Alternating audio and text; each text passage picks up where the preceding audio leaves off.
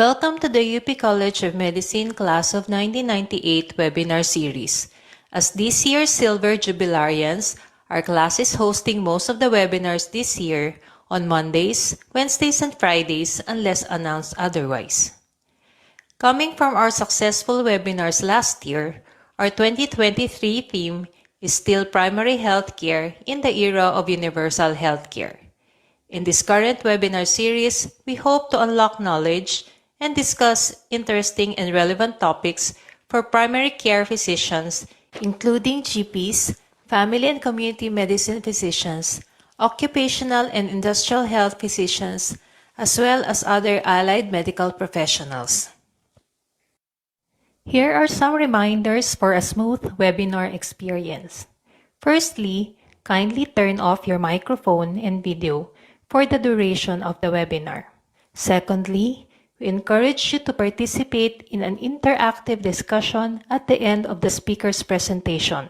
Feel free to type in your questions or comments in the Q&A chat box in Zoom or through the comments section if you are watching on Facebook. They will be addressed in the open forum after the lecture. Let us now begin with a short ecumenical prayer. Almighty Father, Father of all creation, we praise and thank you for this day. We come to you at this hour asking for your blessings and help. As we are gathered together virtually, we pray for your guidance as we unlock the knowledge that will be shared to us by our beloved speaker. We ask that you clearly show us how to conduct our work with the spirit of joy and enthusiasm. Protect us from the illness of apathy and hopelessness. Instead, keep the fire and love in our hearts as we work together with our colleagues. We ask that you challenge us to reach higher and farther, to be the best we can for others. Amen.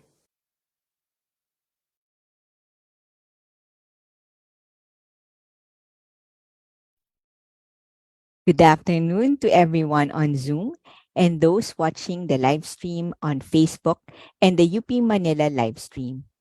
Before we proceed, let me introduce myself as your moderator today.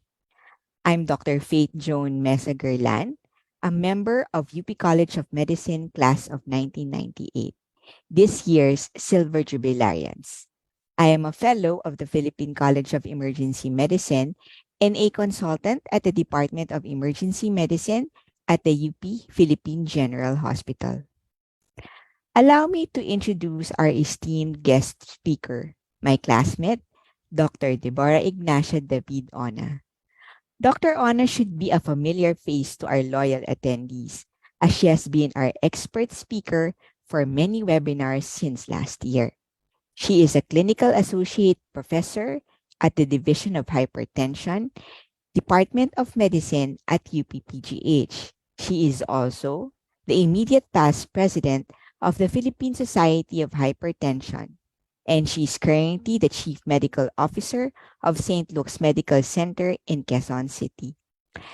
To give a comprehensive review on the management of hypertension, let us all welcome Dr. Debbie David Ona for her talk entitled Management Strategies in Early Hypertension. Dr. Ona, the virtual floor is yours.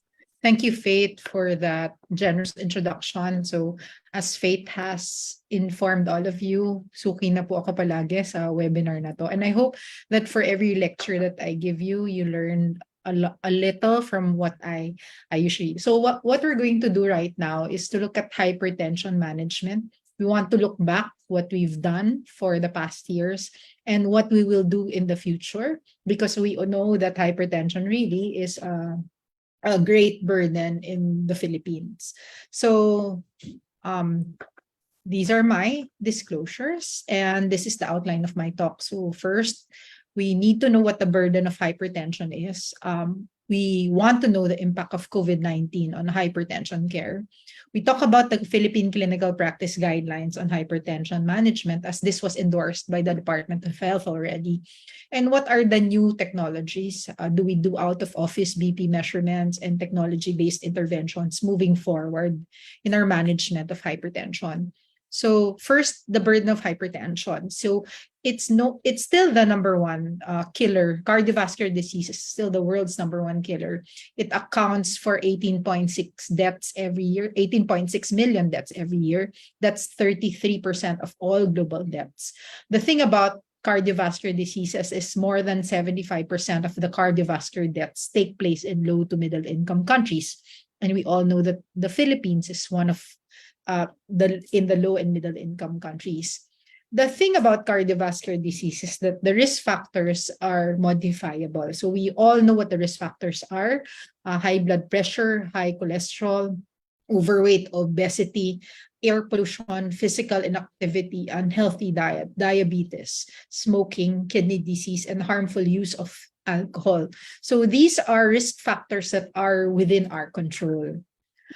So in the global cardiovascular burden attributable to modifiable risk factors, the metabolic risks did not change even 19 years after. So in 1990, it continues to be a number one modifiable risk factor: high systolic blood pressure. Fast forward 19 years later, it's still the number one: high systolic blood pressure.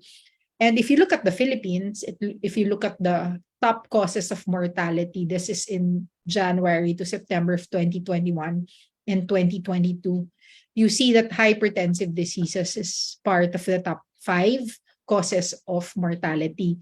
But if you look at ischemic heart disease and cerebrovascular disease, we know that the number one risk factor for stroke is still hypertension, and the number 4 risk factor for ischemic heart disease is still hypertension. So cumulatively, you know that hypertension and hypertension-related diseases account for the number one cause of death in the Philippines.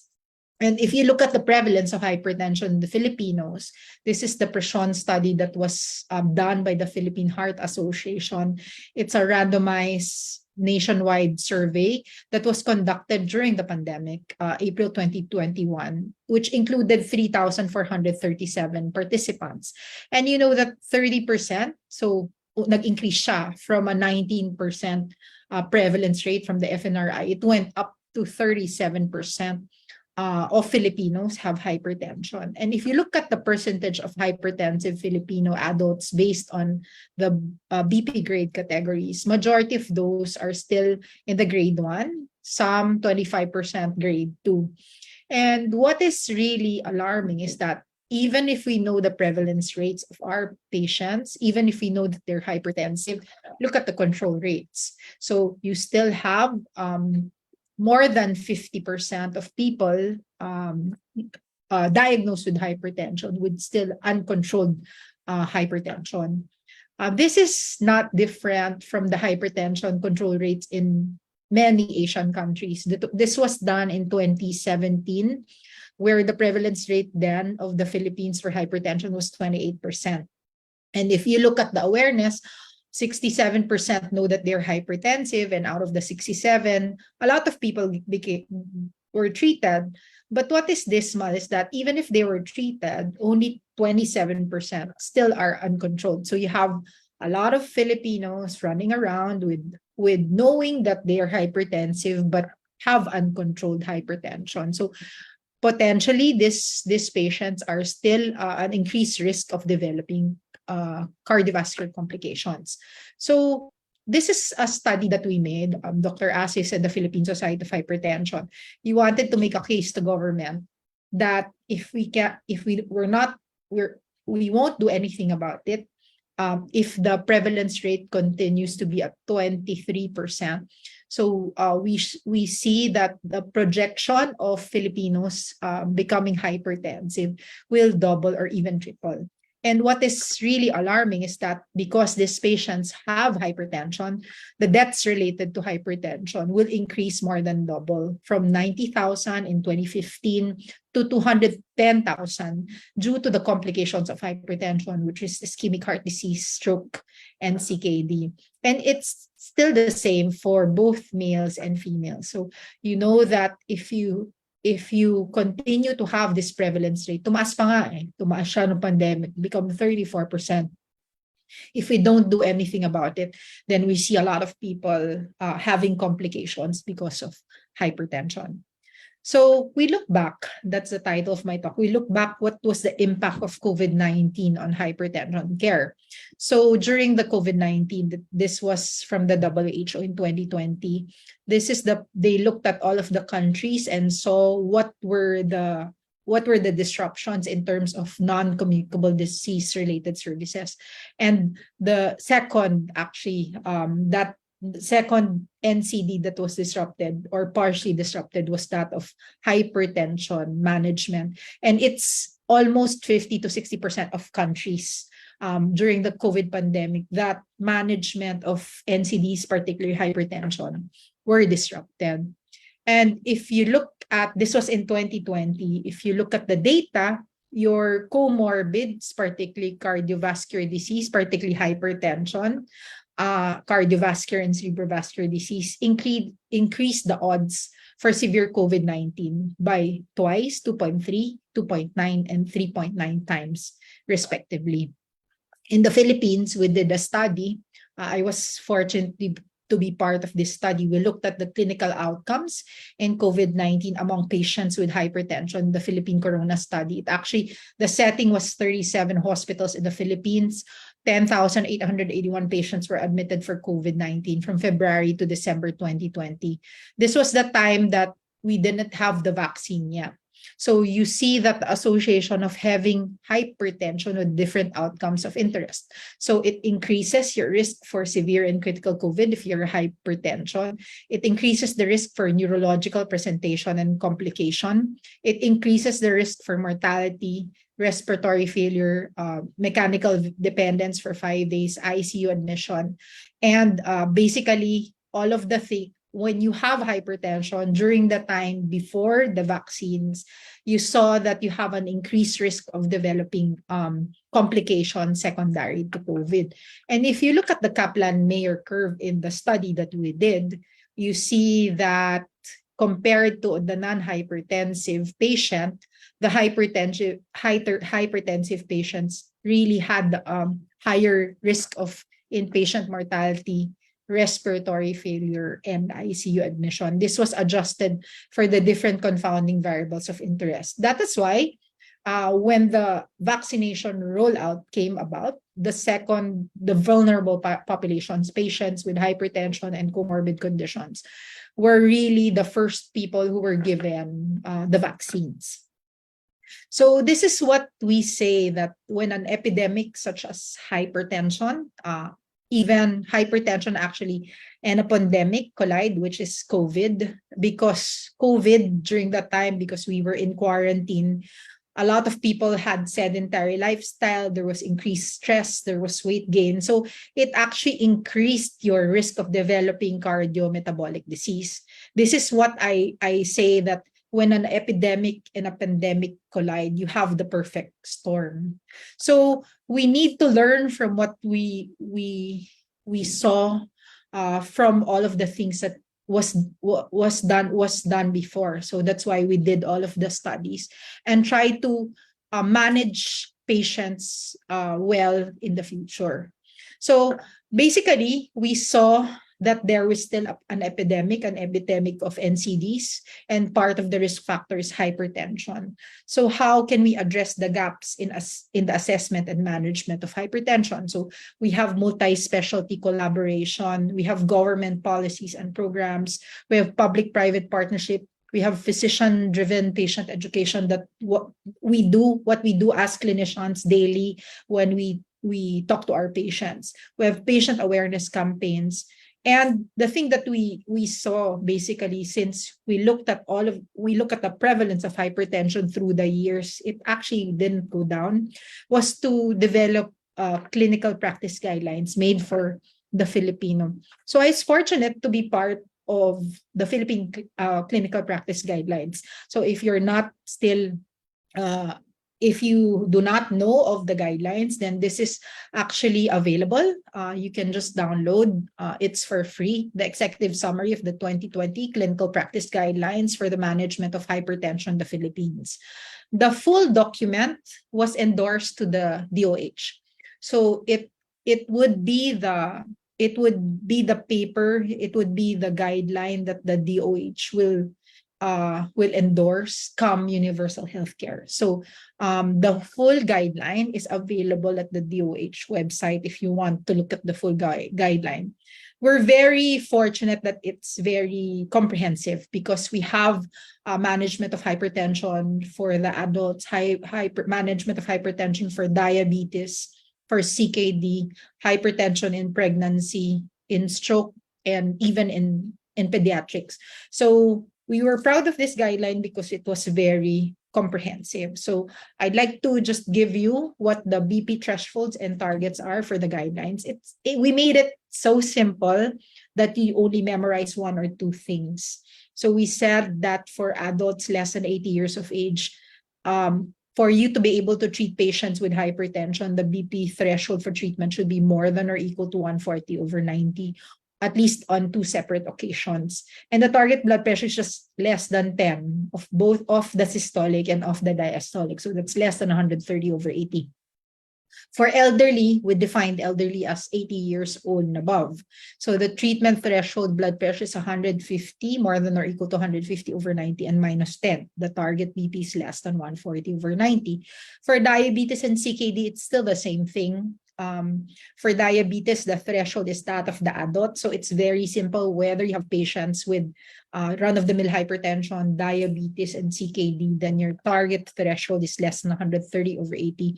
With diabetes, with a caveat that it should not be lower than 120/70 because there were increased risks. For CKD, it depends on proteinuria or the CV risk of that patient. So we have to risk stratify those patients to be able to develop the target BP. But generally, if the risk is low, then the target blood pressure is less than 140/90. If the risk is high and that patient has proteinuria, then the target is less than or equal to 130/80. So the algorithm was made in such that for adults with blood pressure more than 140/90, the overarching principle is to advise therapeutic lifestyle change. And then it just tells you that it's not just the number.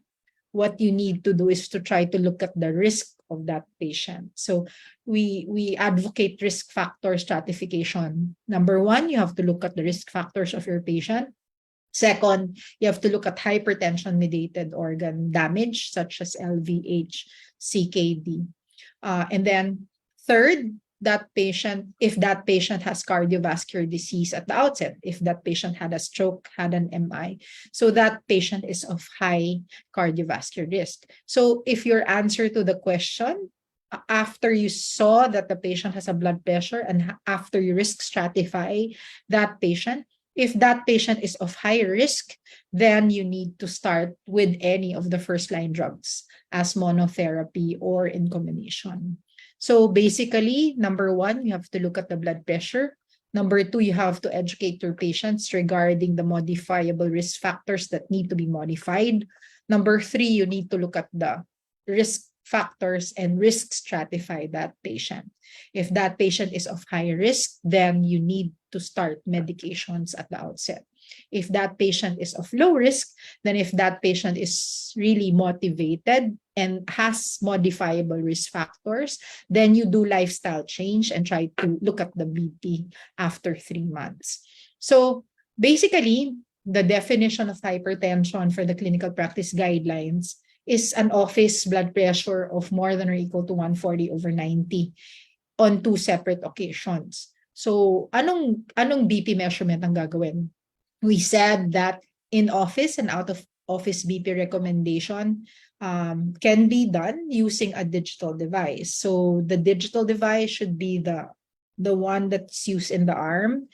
It's a oscillometric device, and the manual device is still recommended provided that the people that's doing the device it was trained to do it, and it has to be calibrated all the time. And then we said that cardiovascular risk identification would be risk stratification, 3 things: identify the risk factors, look at the hypertension-mediated organ damage, and looked at established cardiovascular disease. So how do we manage hypertension using the guidelines? So first, non-pharmacologic. So lifestyle modification is the first cornerstone of any NCDs, not only hypertension, but any non-communicable disease. It's a first line antihypertensive treatment. It's synergistic to the effects of antihypertensive medications. If you try to do everything, it's equivalent to 1 to 2 drugs. Sodium restriction should be at least 1,500 milligrams per day. So that's half a teaspoon of table salt. Dietary approaches to stop hypertension. The meal plan is recommended for all patients with hypertension without renal insufficiency. So this meal plan is low in sodium and high in dietary potassium. It's rich in fruits, vegetables, low fat dairy, whole grains, potassium, and other minerals. It's low in red and processed meat, sugar-sweetened foods and drinks, saturated fat, cholesterol, and sodium. Aerobic physical activity and dynamic resistance exercises. How do we say that to our patient? You just need to increase the heart rate to more than what and it should be around 50 minutes per week. So that's 30 minutes every day or 1 hour, 3 times a week. Abstinence from alcohol or moderate alcohol intake. In the latest survey that the FNRI did, majority of Filipinos are not really into alcohol intake every day. They're more of binge drinkers. So we say that they shouldn't binge drink. And a significant weight loss of more than or equal to 5% of the baseline weight for overweight or obese patients. For every kilo that you lose, that's 1 millimeter mercury reduction in BP. And smoking cessation, as well as vape cessation.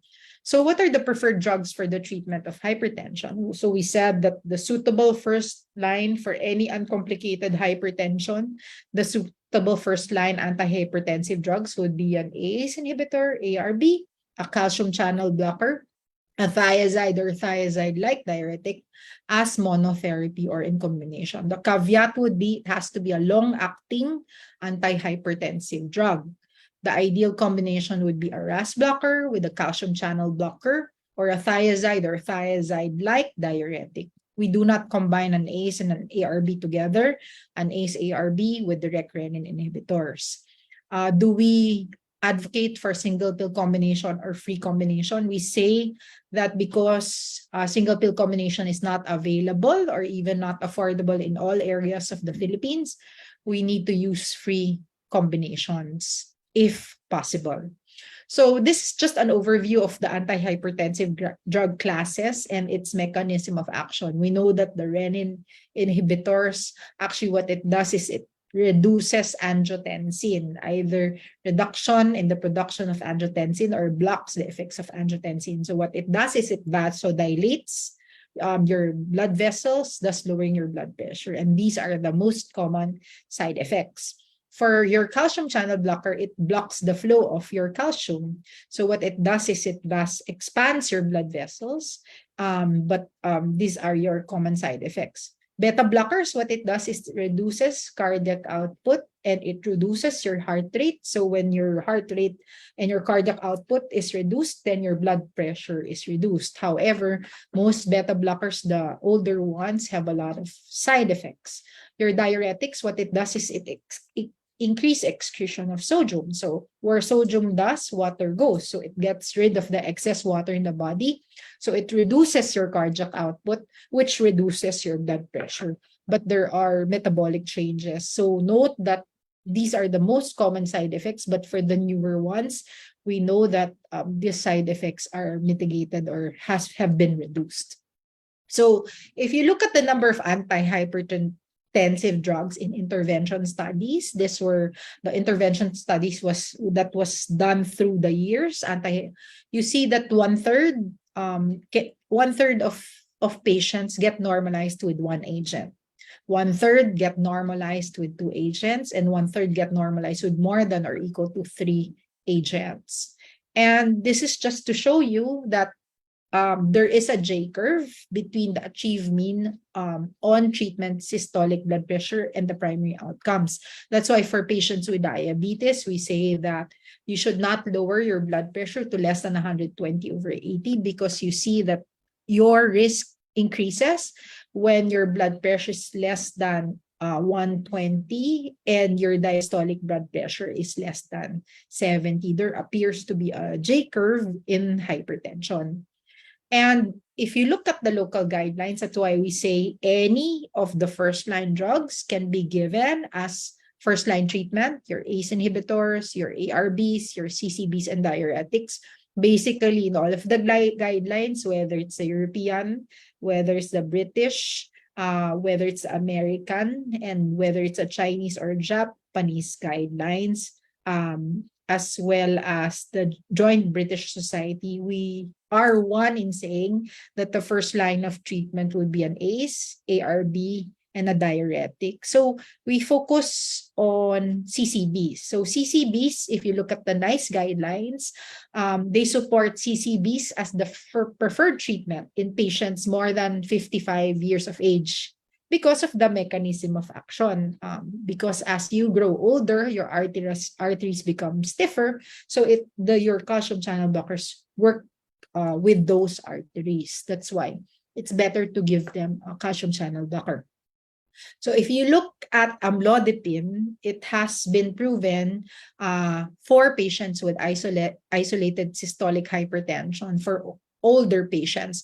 And if you look at the change in systolic blood pressure, you see that in any of the hypertensive patient profiles, you see that it can reduce your blood pressure by 17 to 25 millimeters mercury, more so in your older patients and your isolated systolic hypertension patients. Of course, if we have patients with diabetes and renal insufficiency, we say that combination treatment with a RAS blocker is needed for these types of patients.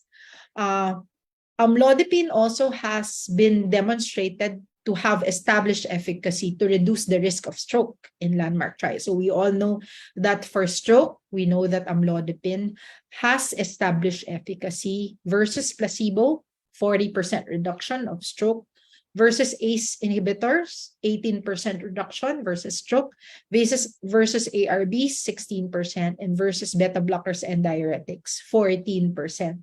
So much so that basically you need a calcium channel blocker with an ACE or ARB together if you're considering combination therapy because of this reduction in hard endpoints. I just want to show you the ASCOT legacy cohort. So we know that the ASCOT trial has been the landmark trial to say that the first line combination would be a RAS blocker plus a CCB. And what they did was they analyzed the outcomes over 20 years of follow-up. So the analysis of morbidity and mortality outcomes even after the ASCOT. So it's known as the legacy trial because it looks at the effects of the drug 20 years after. So they looked at 8,580 patients in England, Wales, and Scotland. They were randomized either to calcium channel-based regimen versus a beta blocker-based regimen. So they were followed up for 17.37 years with a maximum of 20 years.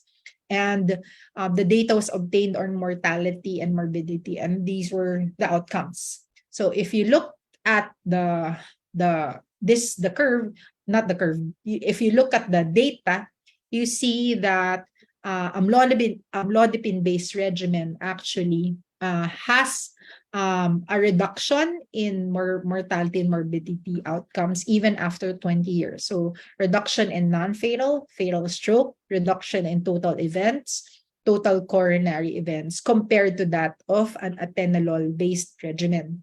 That's why most of the guidelines say that if you want to start with medication, you have to have a calcium channel there to be able to protect you from developing stroke and other cardiovascular events. So that's where we are in the guidelines and where we are in new studies that involve our antihypertensive drugs. So now we go to out of office, which is always a question, and technology-based interventions. Whenever we make lectures around, this is always a question. So what is the clinical utility of out of office blood pressure measurements? So we know that there are a lot of blood pressure measurements being done in public spaces and pharmacies. It's useful for screening untreated individuals and following treated hypertensives, but the diagnosis and treatment decisions should not be based solely on such measurements. So it's good for screening, but we need to tell our patients that if they have increased blood pressure, then they have to go to a doctor to be able to manage their hypertension. So how about wearable devices? Will they contribute to the screening of diagnosing of hypertension? So we have smartwatches or wrist cuff devices or cuffless wristbands. So wrist cuff devices using oscillometry, cuffless wrist device using photoplethysmography, applanation tonometry, or pulse transit time. Yun yung nasa watches natin. So are they useful? So what the European Society of Hypertension said that cuffless wearable devices, your wristband devices, have great potential as they can obtain multiple or continuous blood pressure measurements for days or weeks without the disturbance of cuff-induced limb compression. However, the assessment of the accuracy of the cuffless devices requires the use of a validation protocol, which is specific for these devices and includes procedures additional to those used for conventional cuff devices. At present, the accuracy and usefulness of the cuffless devices are uncertain because we haven't really validated them. Therefore, they should not be used for diagnostic or treatment decisions. You need to always go to your blood pressure monitor that's in the arm. What about the role of telemedicine? We know that telemedicine during the COVID pandemic really helped a lot. So there is evidence that patient self-monitoring may have a beneficial effect on medication adherence and blood pressure control. So it telemonitoring and smartphone applications may offer additional advantages, such as they aid to memory to make BP measurements. So they tell your patients, oh, kailangan mo nang mag-BP measurement. It's a convenient way to store and review blood pressure data in a digital diary and transmit them. But basically, it can reinforce and empower the physician-patient relationship, may even try to individualize it. It can help empower our hypertensive patients because it can influence their attitudes and behaviors and improve their medical conditions. It can provide services to an increased number of patients. The patients can easily and rapidly communicate to their doctors the occurrence of acute symptoms or sudden BP raises. So because you all know that for hypertensive patients, when they see their blood pressure, it can reduce actually significantly the patient's stress. So however, we do not recommend the use of apps as a cuff-independent means of measuring BP. You have to go back and try to validate the blood pressure. So the 2017 American guidelines say that it's a 2A. Telehealth strategies can be useful adjuncts to intervention shown to reduce BP for adults with hypertension, but it cannot be an independent. It cannot actually try to diagnose or try to titrate them. It cannot be the only way to diagnose or up titrate or down titrate the medications for these patients. So we know that in the advent of COVID, technology in the future as well as now, technology can play a role throughout the patient journey and enhancing adherence. So we have system-based interventions utilizing technology. So we have packaging innovations, calendar-based packaging, electronic monitoring devices. We have that already. We have patients who have electronic reminders. They have alerts to take medication or refill prescriptions. We have electronic health records with universal healthcare. We know that government is trying to build an electronic health record so that the patients can they can share the patient's complete medication list for collaborative care. This has been done already during the pandemic, electronic prescribing. and digital feedback. So in the future, there might be incentives and rewards to do digital feedback. So technology can be a way to help us in managing our patients with hypertension. But at the end of it all, to improve hypertension control, especially in the low and middle income countries, we know that we've been doing this for the longest time, but still our control rates are dismal.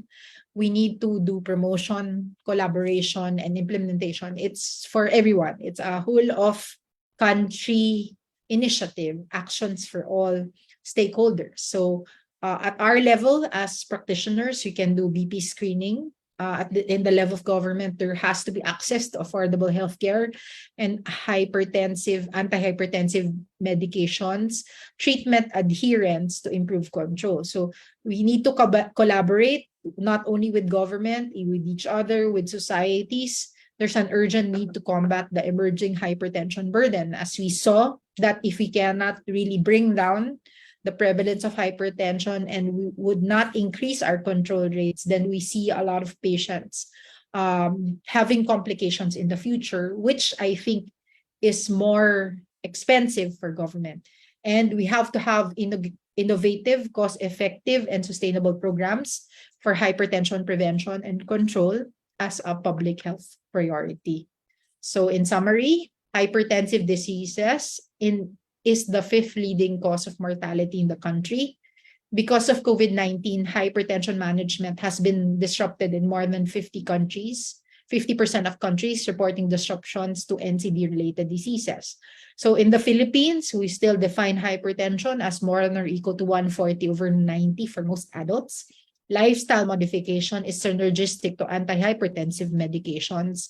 Calcium channel blockers, which is a long-acting medication, amlodipine. It's a board question. What is the most long-acting antihypertensive medication? It's amlodipine. It's recommended as first-line antihypertensive treatment in your run-of-the-mill antihypertensive patients. Technology-based interventions can play a role throughout the patient journey in screening and enhancing adherence. To improve hypertension control in low to middle income countries, there's a need to collaborate with key stakeholders, promote access and adherence, and implement innovative, cost-effective, and sustainable programs for hypertension prevention and control. That's the end of my slide, and thank you for listening. I'll be happy to answer your questions. Thank you so much. Thank you, Dr. Anna, for that exhaustive presentation. You most certainly have imparted very useful knowledge and management pearls to our audience this afternoon. Now, as we begin our open forum, we'd like to thank our sponsor, Beatrice, for helping making this webinar possible. As you said, Dr. Debbie, the prevalence of hypertension is quite high. Most likely, our primary care physicians will be responsible for a number of cases of uncontrolled hypertension in the primary care facilities. When should they consider referral to an internist or to a hypertension specialist such as yourself? That's a great question, Faith, because that's always the question when we make guidelines, when to escalate. So basically what we did in the guidelines is that if the patient is on three medications, so when they have resistant hypertension, meaning the definition of which is there are on three or more, 4 drugs, one of which is a diuretic, and yet their blood pressure is still not under control, then they have to refer to a specialist to rule out secondary causes of hypertension. So that's what we put in the guidelines, because that's what DOH is always asking, when to escalate treatment, when to escalate patients to specialist care.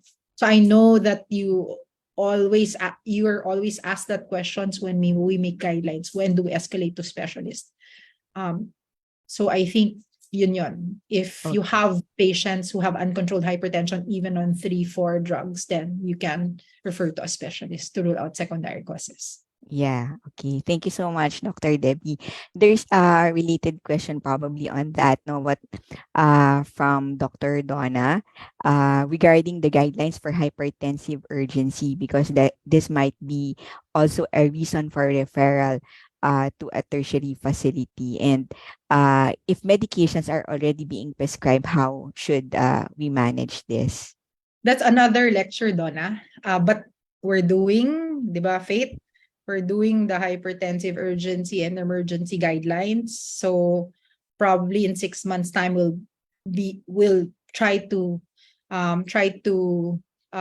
give you the gist of the guidelines. So basically, for hypertensive crisis. So the definition of hypertensive crisis is a blood pressure of more than 180 to 110. So you have to differentiate between an emergency and an urgency. So emergency would mean if your patients have target organ damage. So if that patient has a stroke, if that patient has acute LV failure, if that patient has an MI, then that patient needs to be seen in the emergency room because the medications for those types of patients should be IV, titratable medications that are short acting because you don't want that patient to crash. The second would be hypertensive urgency. So there are three cases wherein your patient can have hypertensive urgency. Number one, if that patient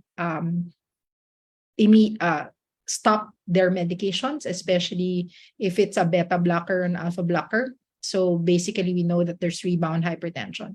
Second would be if that patient, hindi niya tinik yung medication. Second, if the medications are not enough. And third, if that patient is a newly diagnosed hypertensive. So we did an algorithm during the vaccination of COVID, actually for that. So what we said that if that patient just missed the dose of the medication, you just need to give the dose of that patient. So if that patient came to the emergency room with a 180, 110 and has a due medications like amlodipine or ACE inhibitor, just try to give that medication for that patient. If that patient is newly diagnosed, basically what they do is if you put them in a quiet room, there are studies that show that their blood pressure will decrease by 30% because it can be, you have to rule out secondary causes. So an increase in blood pressure can be secondary to pain, to anxiety, or stress. So you need to know if that patient is really antihypertensive. You can give oral medication. So what we say is you can give any oral medications, not sublingual medications for that patient and try to monitor. And then ask that patient to monitor the blood pressure for a week to see if that patient is really hypertensive. Kung kulang yung gamot, you just need to add on to the medications and have that patient try to monitor that blood pressure. So basically, when that patient is in the emergency room or in your clinic, you want to bring down the blood pressure by 30%, so 160, okay na, and then monitor the blood pressure and see if that patient you really need to adjust the medication or if that patient is really hypertensive. Because there are instances wherein it's just reactive hypertension because of stress, of anxiety, of pain. That's why their blood pressure goes up. So there are a lot of things that can influence your blood pressure, and you have to look at all of those. Yes, I think that is very much what we experience in the emergency department, Dr. Debbie, and it's very important to really find out, no, be more investigative in terms of what are the causes of the increased hypertension during the consult, either in the ED or in the outpatient department. Still on the medications, Dr. Debbie, a lot of in the universal healthcare law, it will be our local government units who will be investing on acquisition and procurement of medications. Looking at the current prevalence of hypertension in the Philippines, what would you recommend would the local government units procure in the medication list? Thank you, Faith, for that. Because of the Mandanas ruling, there's no central procurement of medications. So basically, you want something that's long-acting antihypertensive medications because we know that patients who have hypertension, once they don't feel anything, they don't really go back to their doctors. So long-acting medications that are available in the health center now are your calcium channel blockers. Amlodipine is available. And we're trying to fix, kasi losartan is not a long-acting medication. It's a short-acting medication, 6 to 12 hours. So basically, you want something that's long-acting, an ACE or an ARB that's long-acting in the setting of the primary care, in the primary care setting. So basically, you can give any of the medications, but as long as the caveat is it has to be long-acting. Pero Alright. ang normally na binibigay ngayon, if you have uncontrolled hypertension, is amlodipine, because it can bring down your blood pressure to normal, as near normal as possible. So if it's your run of the mill, but if your patient has diabetes, chronic kidney disease, you know that you have to have a RAS blocker there as an antihypertensive medication. Okay. Because I think a lot of our local pharmacies will still have your beta blockers, no? And that would be the most accessible ones. There are some questions here on the Q&A box, which I'd like to also throw in. Something with regards to the diet, no? Can keto diet contribute to CVD or cure? Basically, yung keto diet, actually the Philippine Heart Association already have like a document, consensus statement regarding that. So keto diet can be given short term, because the studies on keto diet is short term. It can help in bringing down your weight, but then you have to know that if you are hypertensive, or you have dyslipidemia or diabetes, you have to have the diet should be mas more of vegetables and fruits. Keto kasi more protein, 'di ba? Low carb diet siya. So basically, you need to look at the risk factors of that patient. It can be okay short term, but not for the long term, and it's usually done for patients who do not have risk factors, just to do the weight loss. Ang problema, we want a lifestyle modification that's sustainable. So if you're not able to sustain it, which I know that a low carb diet is not sustainable, then it's not really a good way to lose weight. Yeah. Exercise is better, no? Dr. Debbie. Exercise and diet are And that. Okay. Okay. Still on medications, no? On amlodipine, what would be the best time to take your amlodipine, and if probably the side effects that you will experience with yeah. amlodipine? So specifically, edema was cited here. The thing about amlodipine is that it's long acting, so it doesn't really matter when you take it, as long as you take it. Ang sinasabi kasi natin, there's a study, the time trial. It's made of they actually answered the question, when is the best time to take your medications? Is it in the morning or in the evening? They looked at 20,000 patients in the UK, and they saw that there was no really reduction in morbidity and mortality. So the conclusion there was, you have to take the medications at it has to be part of your habit. It doesn't really matter when you take it, as long as you take it all the time. For amlodipine, the thing about amlodipine is the mechanism of action is 24 to 48 hours. So what it does is it straddles the morning's BP surge. So you want a long-acting medication, because we all know that blood pressure is variable. It dips when you're sleeping, and there's a morning surge at around 6 to 10 a.m. So you want a medication that will protect you 24 hours, and amlodipine is that. So it doesn't really matter whether you take it in the morning or in the evening. And that's been answered already by a trial with regards to morbidity and mortality. Okay, thank you. Thank you so much for that. There's another question here on hypertension with Edema pala. atrial Sorry, fibrillation. yung edema pala, Ah, I forgot the side effect. So the common side effect is edema. Usually, what it does is it vasodilates the small arteries in your legs, especially during hot summer months. So ang maganda kasi when you add on a RAS blocker, it mitigates the effect of the edema. What can you do to mitigate other than combining it with the RAS blocker? What other ways that you can do to mitigate the edema? Second, you can reduce your salt intake. Third, you can put your feet up in the pag sa gabi and try to see. Fourth, yung iba nagko-compression stockings. Fifth, usually sometimes it's a type of amlodipine, the brand of amlodipine, or sometimes what we do is we try to lower the dose and then twice a day to see if it doesn't. So those are the things that you need to do to your patients, but you have to have that conversation with that patient that this is really a side effect.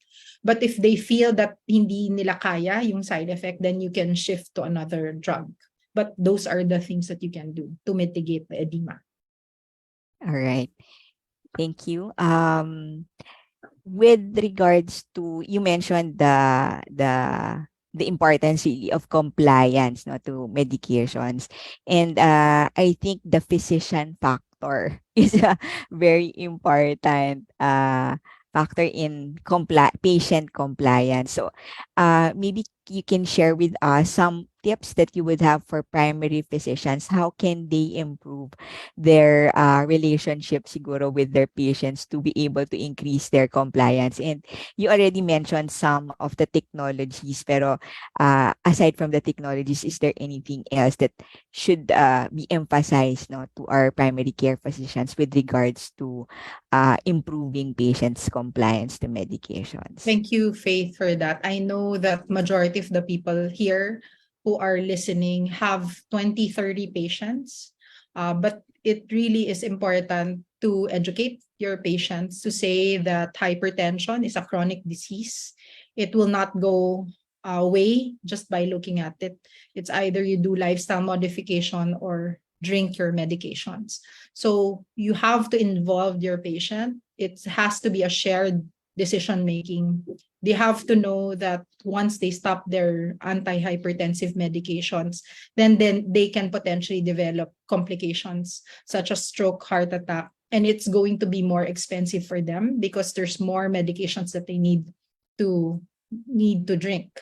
So I think we have to, I know it's hard, especially if you have a lot of patients lining up, but we have to really educate them. If we cannot, as physicians, educate them, then we need to empower other people in our healthcare team to be able to educate them, such as your nurses. There's been a move, Faith. I've been interviewed already by UP and asking how about empowering the nurses. So we need to empower the nurses, the barangay health workers, to be able to educate these patients, because we know that it's a silent killer because they don't feel anything. So we have to tell them that their blood pressure should be normal so that they don't suffer a stroke and a heart attack. And we all know that the number one cause of death is ischemic heart disease and stroke still in the Philippines. And we know that hypertension is a modifiable risk factor. So modifiable risk factor. We can prevent it.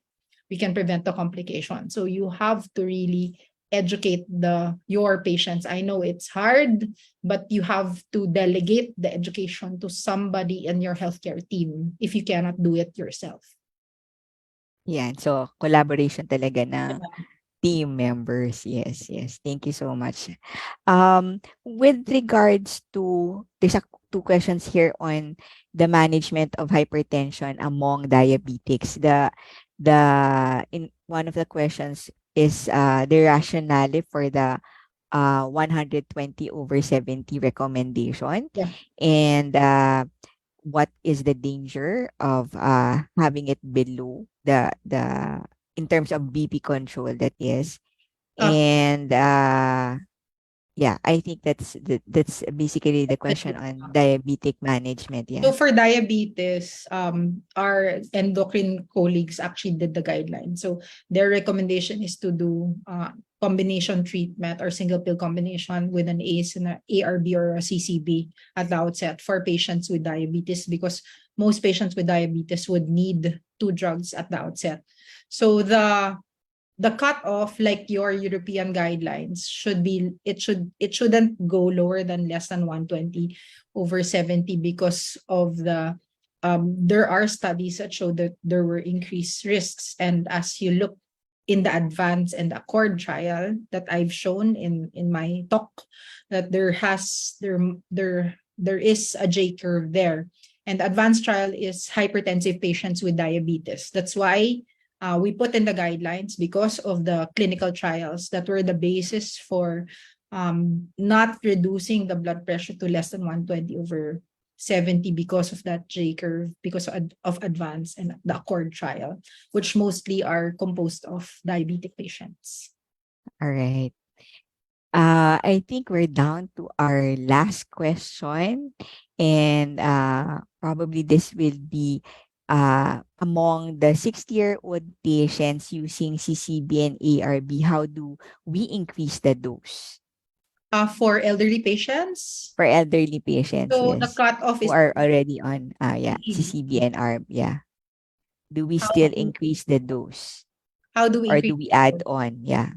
Yeah. How do we increase So the dose? So the target blood pressure for 75, kasi ang ano namin ang elderly is 80, 'di ba? So we Mhm. treat, if the blood pressure is 150 over 90, our target is 140 over 90. 75, depende. For elderly, there's an issue of frailty.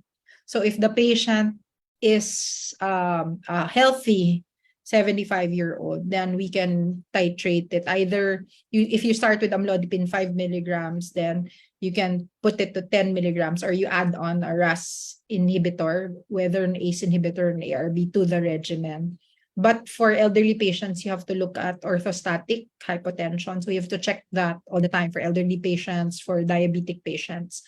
How do you check it? You get the sitting BP and have them stand up and try to see what their blood pressure is. If there's a more than 10 millimeter reduction in BP, then that patient might have orthostatic hypotension. So there might be no need to increase the blood pressure of this patient. So in this case, Faith, it's important to do home BP monitoring so that you know what their blood pressure is.